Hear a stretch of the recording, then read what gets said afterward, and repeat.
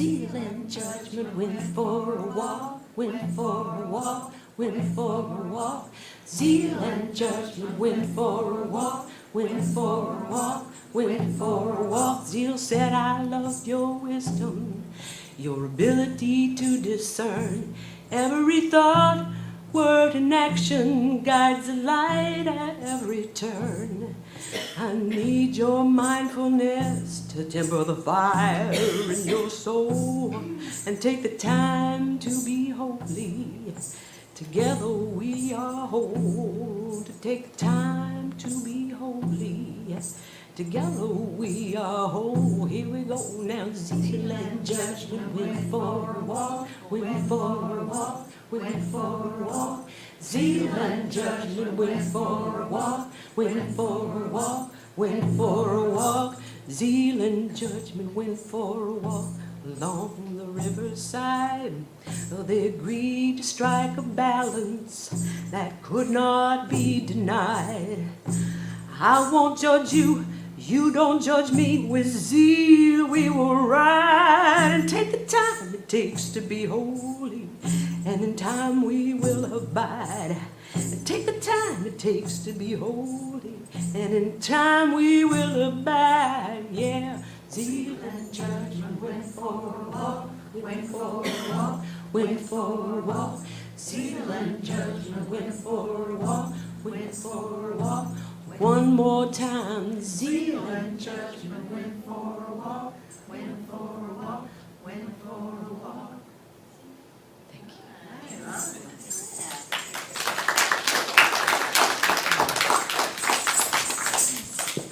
Thank you, Cindy. Wow, that was awesome. Cindy is very creative, and so I give her a topic we're going to talk about, and she writes these songs for us, and I'm like, yay! Y'all give me the zeal. Well, good morning, everyone. Thank you for being here, and we're grateful for your presence here this day. And we've been working on a series of lessons based upon two books, actually. One is based upon the essence of it is based upon Charles Fillmore's work, the 12 Powers of Man, which includes humankind, women as well. It was written back earlier days before they had that awareness that we need to be conscious that it's not just men. So, and then there's a wonderful new book, fairly new, that was written by Linda Martella-Whitsett, who is our neighbor minister down at Unity in San Antonio. Wonderful spiritual teacher, a great writer and author. She's written a really great book that I'm really enjoying called Dare to be the Light of the World, Divine Audacity. And we've been talking about this idea, this understanding that Jesus said, you are the light of the world. And so part of our spiritual journey, part of our spiritual work, part of the reason why you're here today, I believe, is because you are the light of the world. And part of the lessons that we are learning is how we can be that light even more in our world, to express even more of our unique divine nature in all the areas of our lives, all the aspects of our lives. And Charles Fillmore presented an understanding that we have these amazing spiritual qualities. He called them powers. And interestingly enough, I think in many ways, Linda really talks about them as light. And I really like that understanding that these are like energy, vibrations. They're like rays of different qualities and characteristics that each of us have. And we have all of the 12, and yet we don't always necessarily radiate the 12 in the same way or to the same level or degree. And part of our spiritual development is learning how to tune into these different spiritual qualities in such a way that they're working together in harmony, that they're working together to really move us into a more fulfilled and authentic and complete and whole expression of our own unique divine nature, which in Unity we refer to as the Christ. Each one of us has within us the presence of the divine. We are created in the image and after the likeness of God, as it says in Genesis. We're created in the image and after the likeness of the divine. And so part of our unfolding is to develop those spiritual qualities that reflect and radiate those divine energies and vibrations. So I like the idea of it being light. And if you think about a prism, there are amazing, different, wonderful colors in a prism. And they're all light, and they're all a different energy vibration, and yet they all come together and create what we see as visible light. And we started off talking about the divine light of faith. We've talked about the light of our will, our ability to choose. We've talked about the light of our understanding. We've talked about the light of our imagination. And this week we're going to talk about the light of zeal, which Linda refers to as the power of enthusiasm, audacity, and devotion. And we're going to talk a little bit about those. We're kind of exploring what that means and what it really, this idea of zeal really represents. Zeal is not a word. How many of you have used the word zeal in a sentence lately? Other than maybe talking about our lesson for today, perhaps. It's not a word that's used a lot anymore. It seems like it's gone out of use, but a word that often is related to that is enthusiasm, and another one is passion. We hear a lot today about passion, living your passion and being in your passion. And in Romans chapter 12, verse 11, it says, "Do not lag in zeal, be ardent in spirit, serve the Lord." I like this verse because it's really talking about the importance and how and where we are utilizing this divine quality of zeal, this divine quality of our passion in life. All of us have a passion for something in some way, and it is important for us to really tune into that because it's really one of the things that allows us to move forward in whatever we're doing in life. Charles Fillmore said in The Revealing Word that zeal is its intensity, ardor, enthusiasm, the inward fire of the soul that urges humankind onward, regardless of the intellectual mind of caution and conservatism. Intensity, ardor, enthusiasm. So I love the humor of the universe. When I've been preparing my lesson for the week and really enjoying preparing it and really thinking about the idea of zeal and feeling the upliftment of even talking about and feeling that idea of zeal and what that really involves. And zeal is not necessarily just excitement. It can have a component of that, but excitement tends to ebb and flow quite a bit. But true zeal is something that really allows us to move forward. It really gets us started and it kind of keeps us moving. And so this morning I got up and I was getting ready to go and got everything ready and I was ready to go out the door. And Julie and I needed to come separately today because we're doing different things after services today. And I'll maybe say a little bit more about that. But so she left and she was going to be doing greeting this morning. So she left a little bit before I did, just a minute or two. And so I'm ready to go. I go out and get in my car and turn the key and nothing. Battery's dead.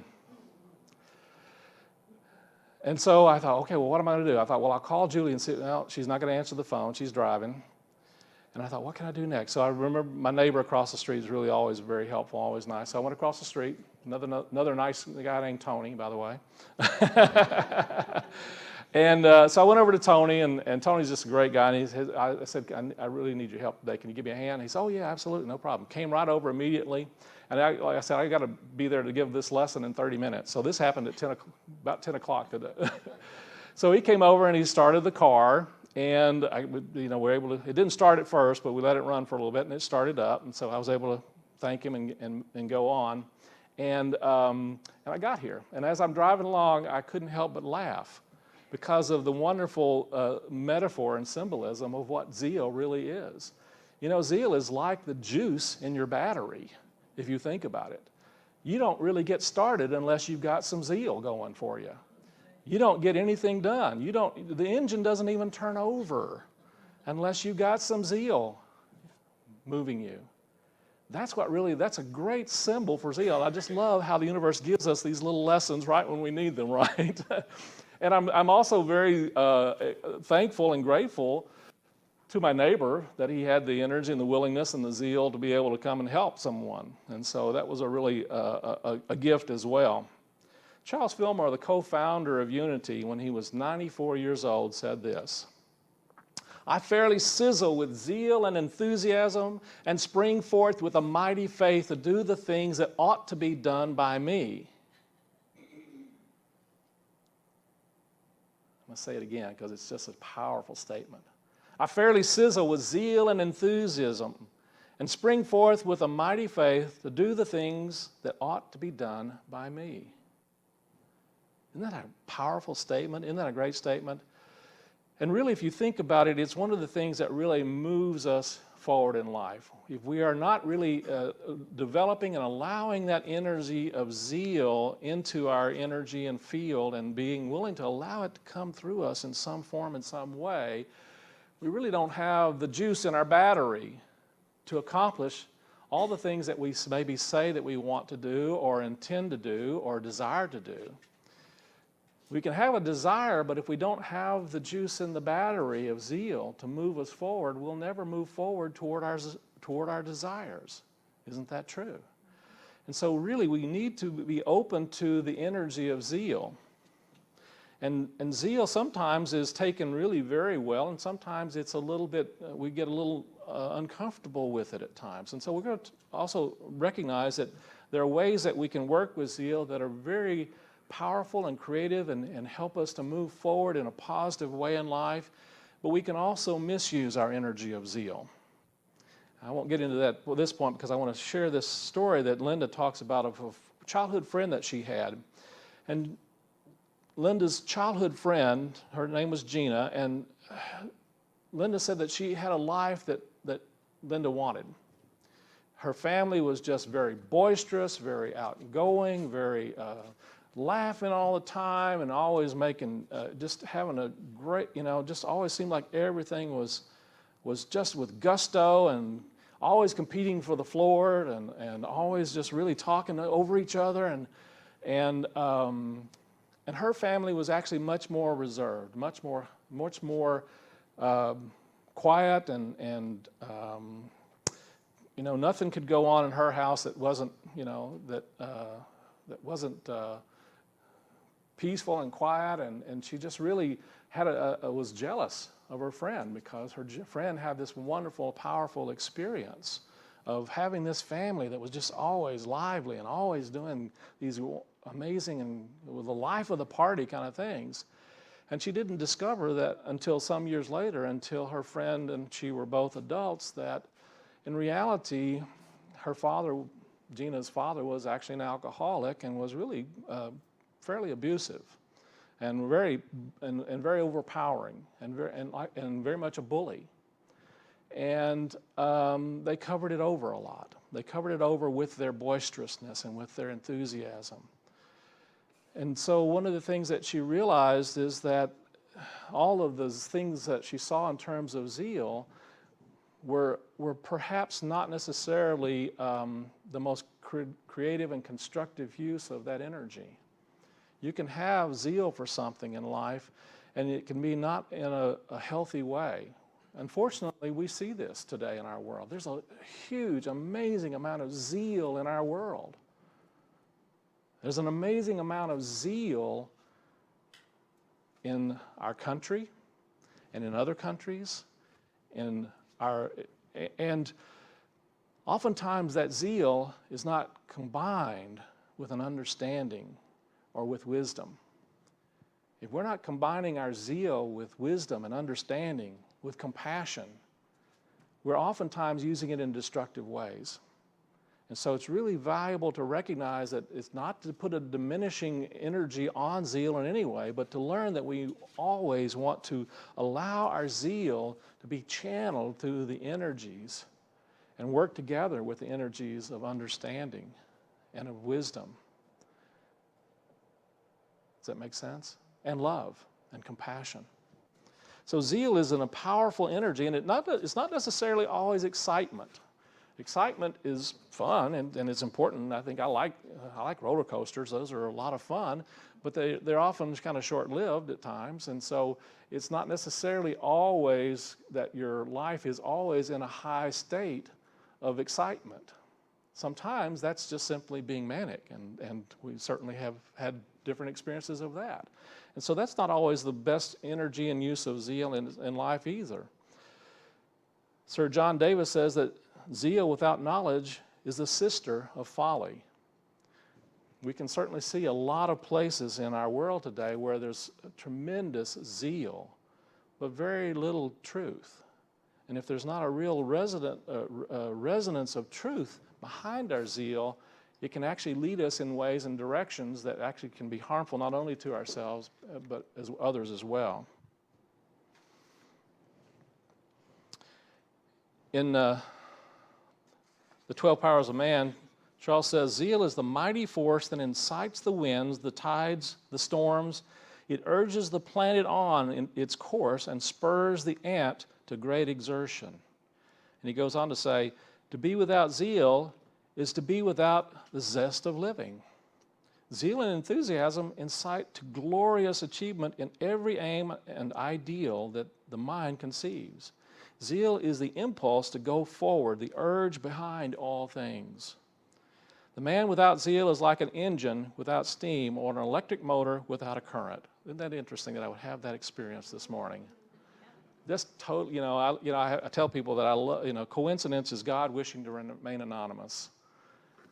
I'm convinced that was Spirit basically giving me a really wonderful opportunity and lesson in the energy and the understanding of what zeal really is. Energy is zeal in motion, and energy is the forerunner of every effect. So spiritual zeal is the harnessing of our enthusiasm as a propellant into a purposeful living. Zeal is an attitude of forwardness and courageousness.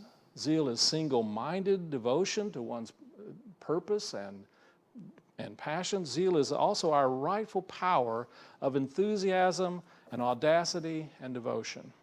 So let's talk about enthusiasm. Let's do it enthusiastically, shall we?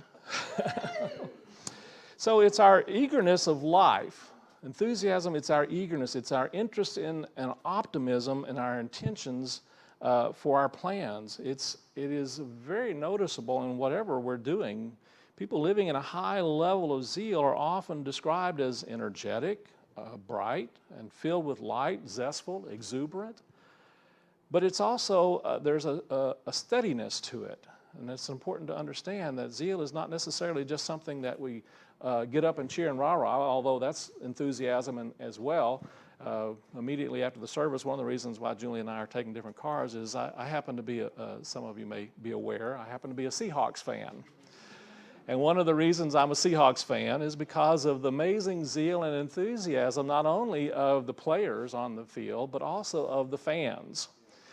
And Seahawk fans are known throughout the country for being very enthusiastic and just really supporting their team in ways that even when they're up and even when they're down. And there's something about that I really appreciate. And I enjoy the enthusiasm of the team and the coaches, and they just have an amazing enthusiasm. Even when they find themselves behind, you can tell that they are really getting themselves moving again. They're getting themselves back into that energy and that flow, and it's always exciting to see how they do that, and they're able to bring themselves back from a place of perhaps being behind in the score, and then oftentimes it's really very common for them to come from behind and then move ahead and win. Sometimes they tie, which they did last week, as a matter of fact, but to come back from behind and then to tie is even, is pretty amazing. So enthusiasm, I think, is a really powerful gift that we all have. Last night, Julie and I watched a wonderful documentary called Bulletproof. And it's an amazing documentary about a company of actors and directors and producers who produce movies and films using both those with disabilities and those without disabilities. Well, I'm of the opinion that we all have disabilities, that we all have our own disabilities in some form, in some way, but you might say they're differently abled. And so there was a wonderful young man that has Williams syndrome. And I wasn't as familiar with Williams syndrome, but apparently it does create some real challenges for people in being able to have spatial understanding, and it just creates different problems for them physically as well. This wonderful young man, they're very social, and they have a tendency to really have wonderful outgoing personalities, and always wanting to talk and move and do things. And so one of the things that was required in this movie was to make a bust of the face of this young man. He was the star of the film, and he was great in it, I have to say. We were just very impressed.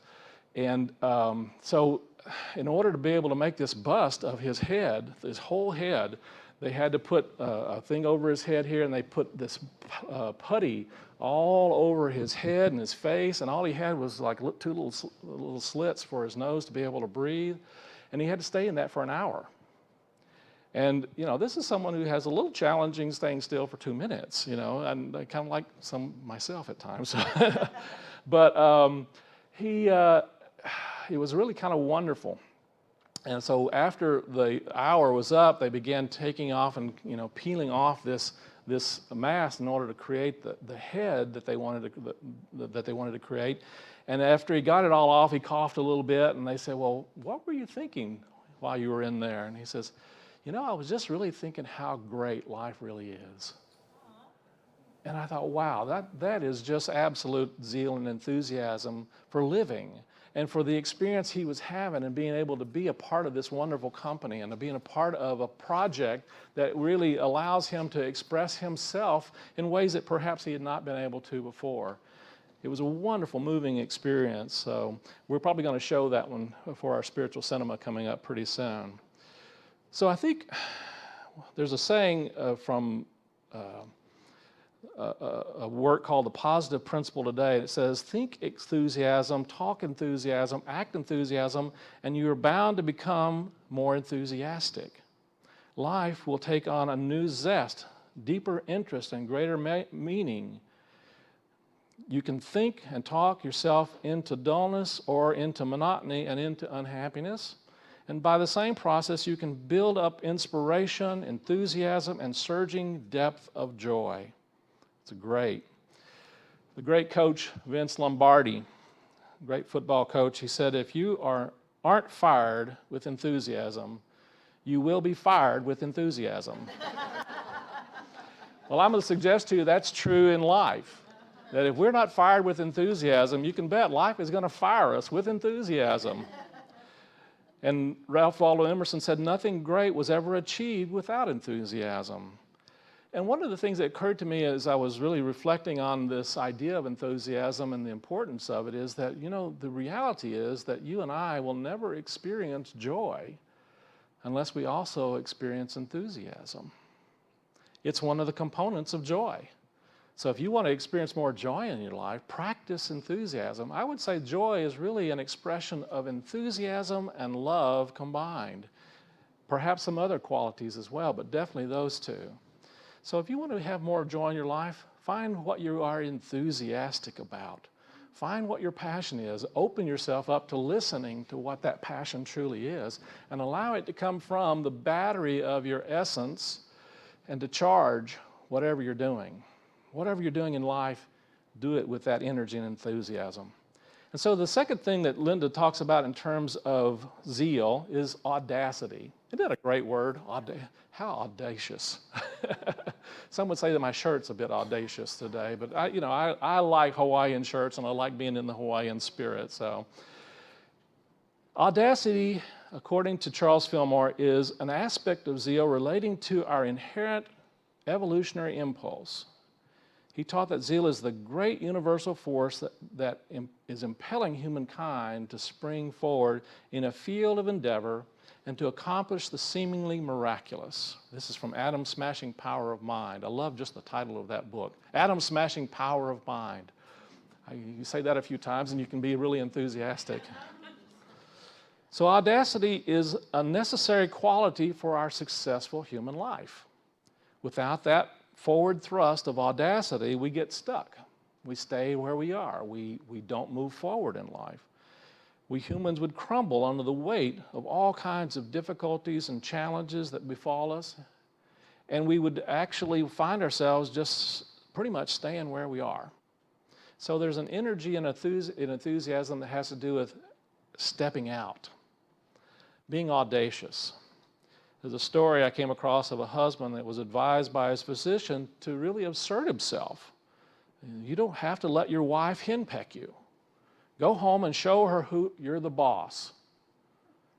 On fire with enthusiasm, the man rushed home and slammed the door and growled to his wife, "From now on, you're taking orders from me. I want my supper right now, and when you get it on the table, go upstairs and lay out my best clothes, and I'm going out with the boys tonight, and you're going to stay home. And another thing, do you know who's going to iron my pants and polish my shoes and my tie?" And the wife said, "I sure do, the undertaker." So we do need to be audacious, but we also need to be conscious of not being so audacious that we're walking over or stepping over others, if you know what I mean. Unfortunately, there's an energy that thinks that we have to be audacious in ways that actually move us over others. And that's not being audacious, that's just being bullying. And that's not okay.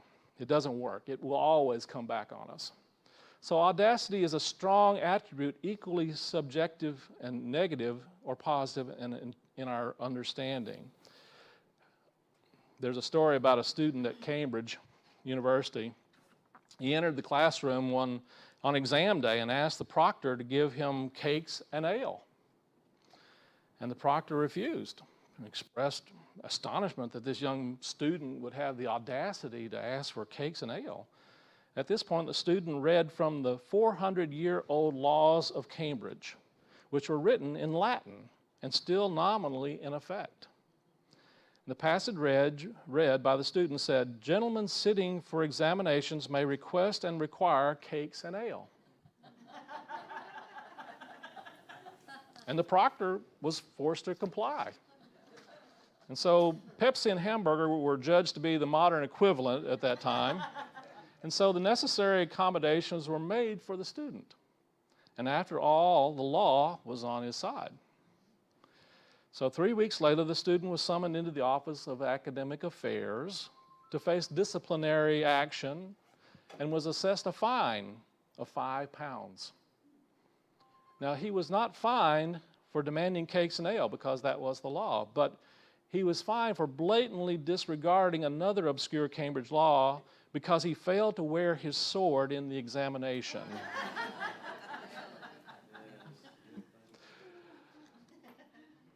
Audacity. It's important to step out, but it's also important to use our awareness and our wisdom when we do.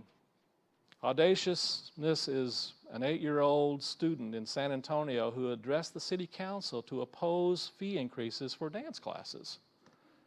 Audaciousness is the young man who celebrated his 25th birthday by raising money to purchase a school bus for students in Nepal. Audaciousness is the woman whose face scarred by another's brutality does not deter her from appearing in public as an advocate for women's empowerment.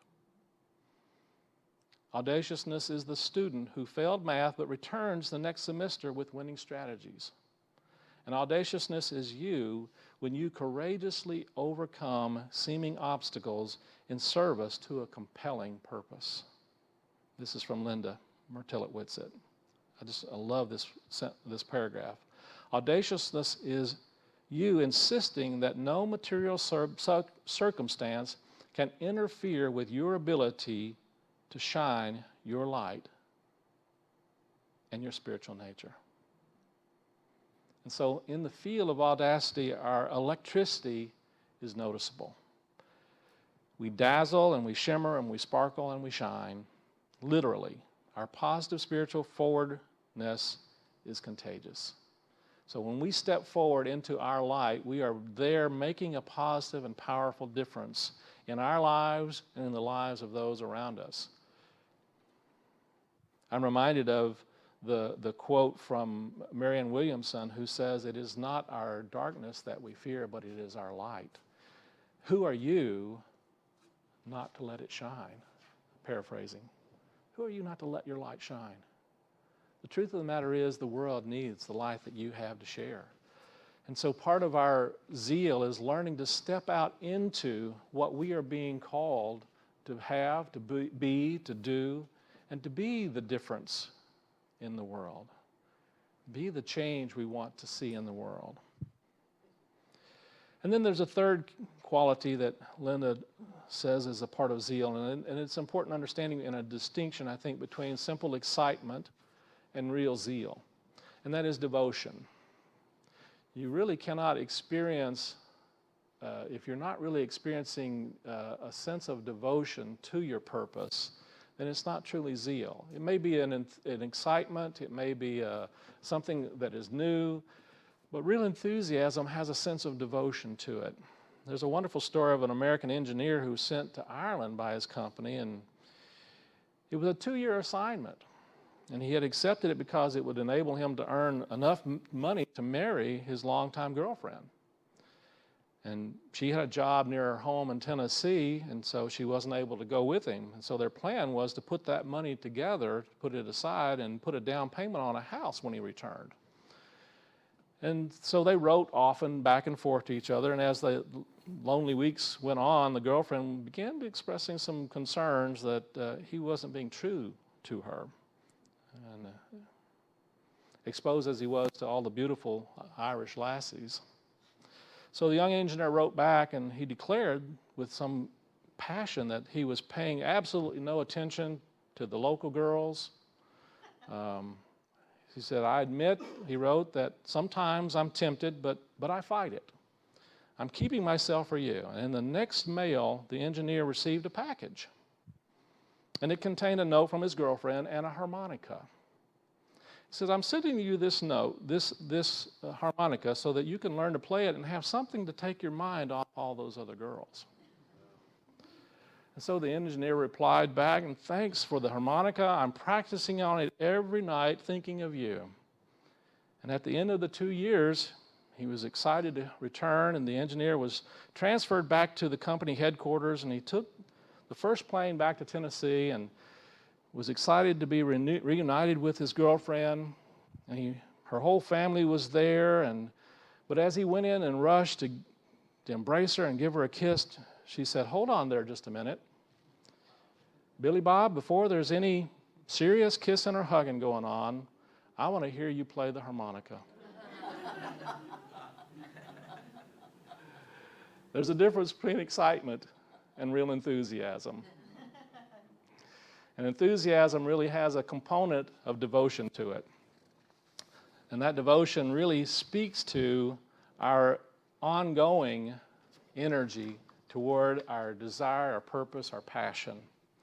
So we are called to bring forth not only the excitement, but also to bring forth a sense of devotion and an ability to keep moving back into that space. You've often heard me say, the story of the young monk who went to the master and said, how is it that you're always so centered? And the monk said, the master said, not centered, but always returning to center. See, it's that ability to continually return to center that is really an expression of our true enthusiasm for whatever we are working with, whatever we're working for.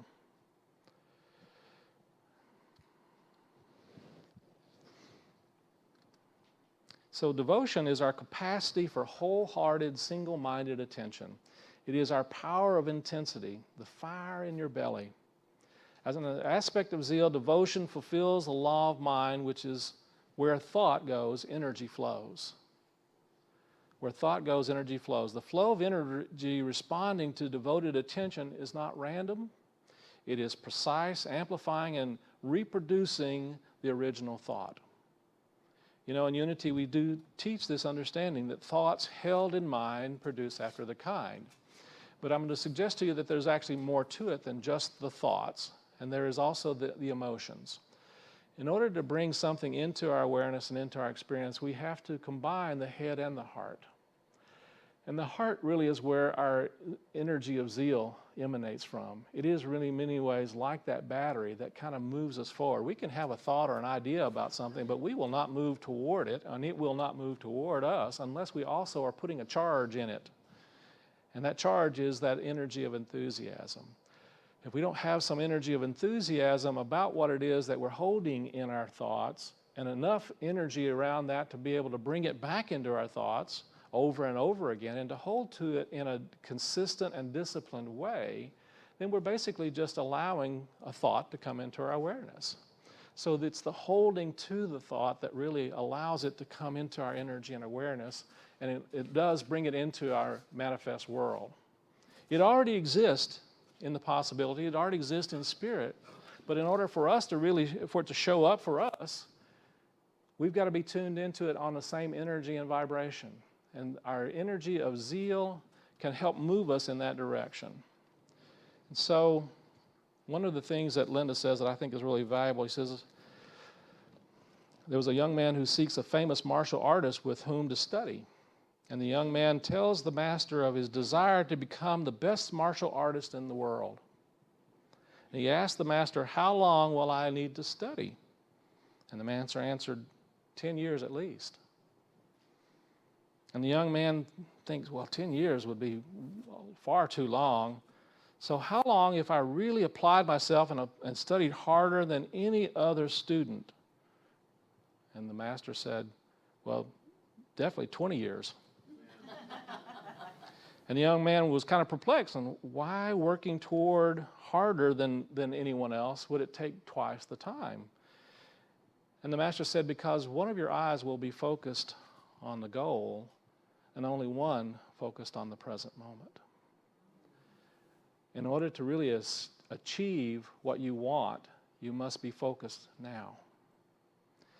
And so we have to be open to being enthusiastic about what is and where we are and the energy that moves us in the direction that we want to go, and not be so caught up in the end result. Yes, you have to have the vision of the end result, but what moves us there is the energy and the spark that's happening in this moment now, today. Does that make sense? Isn't that a great awareness, though, if you really think about it? So I invite you to think about, what is it that you are passionate about? What is it that you want to see and experience? Maybe it is a specific desire or goal, or something that you want to bring in more into your experience, whether it be prosperity, whether it be health and healing, whether it be a loving relationship, whether it be just simply a richer, fuller experience in living.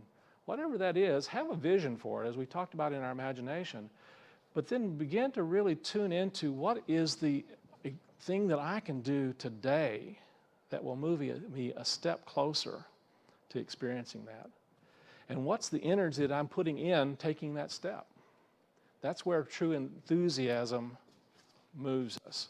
And then you get up the next day and ask the same question.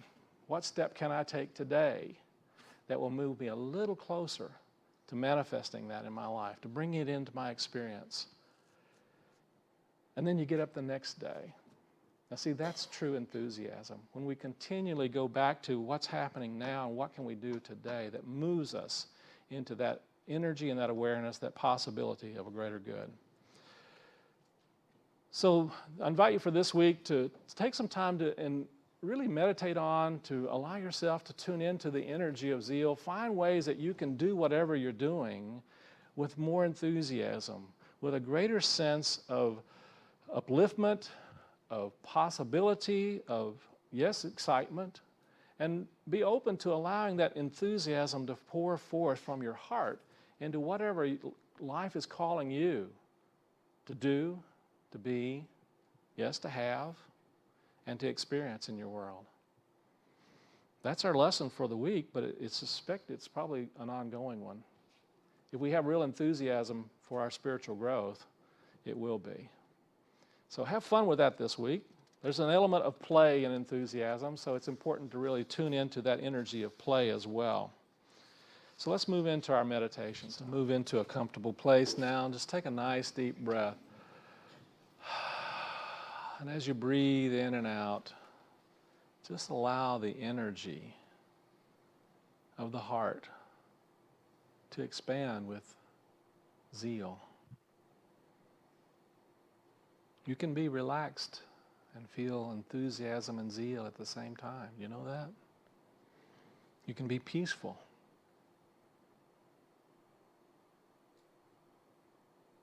And audacious. can be calm and centered and devoted. And so as I begin to relax and concentrate, just allow my words to be your words in your heart.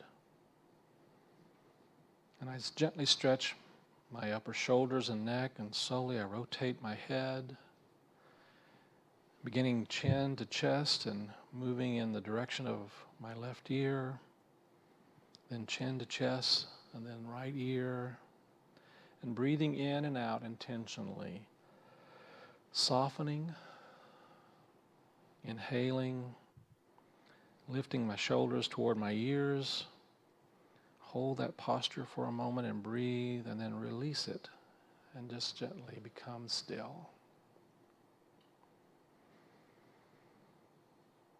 And in this stillness, I direct my full attention now to the back of my neck, at the top of my cervical spine cord.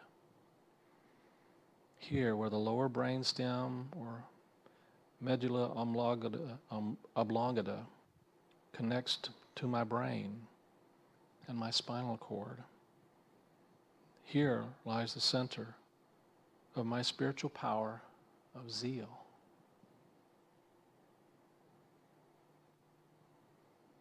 The medulla oblongata controls important automatic functions such as breathing, blood pressure, heart rate.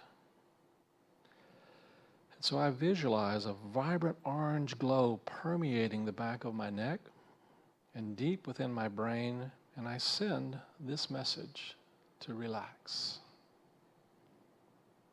to my brain and to this area of my brain.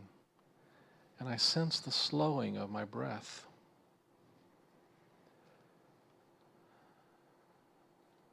I sense the slowing of my pulse as I still my body and quiet my mind. And as I breathe in and out, I feel and know and hear and sense I am the magnificent power of zeal. I am enthusiasm. I am audacity. I am devotion. And I see myself eagerly awakening each morning, fulfilling my purpose, exuberant about the choices ahead of me. I boldly think and envision and act in the direction of my intentions. I devote my thought, energy, and my time toward being a blessing by using my gifts and talents to make a powerful and a positive difference for good in my life and world. I am the ever-flowing, always forward-moving vibration of possibility.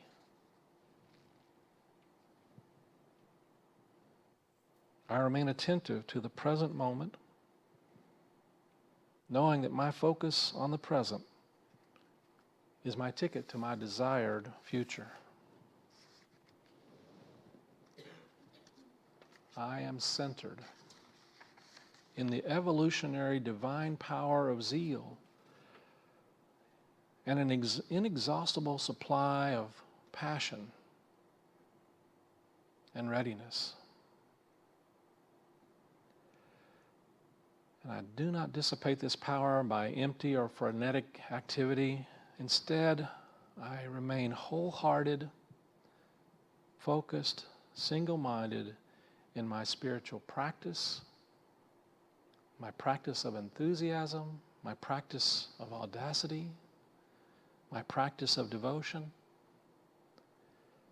And I am inspired and focused and exhilarated in my sense of purpose. And know that I am moving into an even richer experience and expression of being the light of the world.